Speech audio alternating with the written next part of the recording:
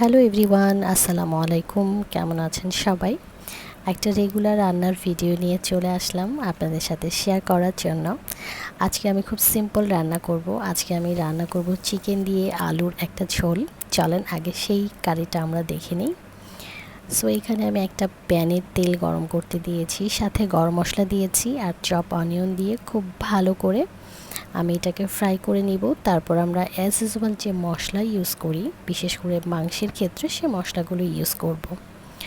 আর বাংলাদেশে তো বৃষ্টি শুরু হয়ে গেছে, ঢাকাতে বৃষ্টি হয়েছে, সম্ভবত দু একটা জেলাতেও টুকটাক বৃষ্টি হচ্ছে। এখন বাংলাদেশের ওয়েদারটা কেমন? আমাদের দুবাইতে কিন্তু গত পরশুদিন বৃষ্টি হওয়ার পরে মোটামুটি বেশ কিন্তু একটু ঠান্ডা ঠান্ডা একটা আবহাওয়া আছে, ভালোই লাগছে। আপনাদের বাংলাদেশের ওয়েদার কেমন আমাকে অবশ্যই জানাবেন। আপনাদের সাথে গল্প করতে করতে এখানে কিন্তু আমি সব মশলাগুলো দিয়ে খুব ভালো করে কষিয়ে নিব। আর মাংস রান্না হোক বা যে কোনো রান্না হোক, মজা কিন্তু কষানোতে। আপনি যত সুন্দর করে কষাবেন তত সুন্দর কিন্তু টেস্ট হবে আপনার কারিটা। সো খুব ভালো করে মশলাটাকে ভুনে নিয়ে তারপর যেহেতু এটা বেবি চিকেন, তো এটার সাথেই আমি একসাথে আলুগুলো অ্যাড করে দিয়েছি। এটাকে খুব ভালো করে বেশ কয়েকবার অল্প অল্প পানি দিয়ে 2 থেকে 3 বার কষিয়ে নিব। আর যেহেতু এটা বেবি চিকেন, এটা খুব দ্রুত হয়ে যাবে। আর এই পেজে কিন্তু আমি আমার টুকটাক রেগুলার যে রান্নাবান্না যেটা করি সেটাই কিন্তু আপনাদের সাথে শেয়ার করি। আমার এই ভিডিওটি যদি আপনাদের কাছে ভালো লেগে থাকে অবশ্যই লাইক করবেন, কমেন্ট করবেন এবং শেয়ার করে পাশে থাকবেন। আপনার ভালোবাসাই কিন্তু আমাকে উৎসাহ যোগাবে আরও নতুন নতুন ভিডিও তৈরি করতে এবং এই পেজে আপলোড করতে। একদম লাস্টের দিকে আমি পানি দিয়ে ঝোল দিয়ে দিব, আর সাথে আমি 2-3টা কাঁচামরিচ দিয়ে দিয়েছি একটু ফ্লেভারের জন্য। আর এখানে ভাজা জিরার গুঁড়া ইউজ করেছি আর কোরিয়ান্ডার লিফ দিয়ে দিয়েছি একটু ফ্লেভারের জন্য। আজকে আমি যেহেতু পোলাও রান্না করব, সো এটাকে আমি একটু ঝোল ঝোল রাখবো। সো দেখেন অলমোস্ট আমার চিকেন কারিটা হয়ে গেছে। আর চিকেন কারিটা কিন্তু দেখতে অনেক সুন্দর হয়েছিল, খেতেও কিন্তু মাশাল্লাহ অনেক মজা হয়েছিল। আর আমি যেহেতু মোটামুটি প্রচণ্ড ব্যস্ত থাকি, জব, ফ্যামিলি, বেবি সব কিছু নিয়ে, সো আমি কিন্তু রেগুলার ভিডিওগুলো আপলোড করতে পারি না। সো আমার এই ভুলগুলোকে আপনারা ক্ষমা সুন্দর দৃষ্টিতে দেখবেন।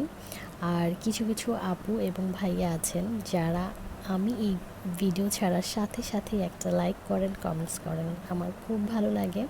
আমিও কিন্তু আপনাদের পেজগুলোতে ভিজিট করি এবং আপনাদেরকে লাইক কমেন্ট করে আসি। এই তো এখানে আমি 2টো ফিশ নিয়ে নিয়েছি, সামুদ্রিক ফিশ। এগুলোকে আমি মশলা দিয়ে খুব সুন্দর করে ম্যারিনেট করে রেখেছি 10 মিনিটসের জন্য। তারপর এগুলোকে আমি তেলে ফ্রাই করছি। আর এই মাছগুলো সম্ভবত আমার কাছে মনে হয়েছে পোয়া মাছ। আপনারা যদি এই মাছটার নাম জানেন আমাকে জানাবেন, কারণ আমি আসলে সব মাছ ওরকমভাবে চিনি না, সিলেক্টেড কিছু মাছ চিনি।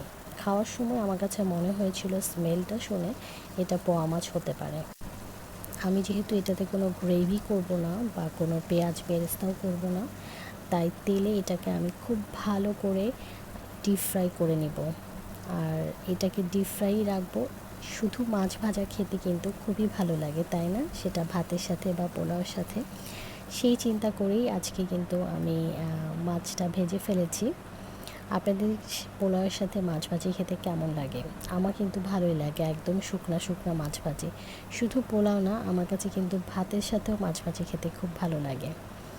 সো এই তো দেখেন আমি একদম কড়াইটাকে ঘুরিয়ে ঘুরিয়ে সব জায়গাতে যেন তাপটা লাগে এবং অয়েলটা লাগে সেইভাবে ট্রাই করেছি মাছটাকে ভাজতে, এবং মাছটা সুন্দর মতো ভাজা হয়েছিল।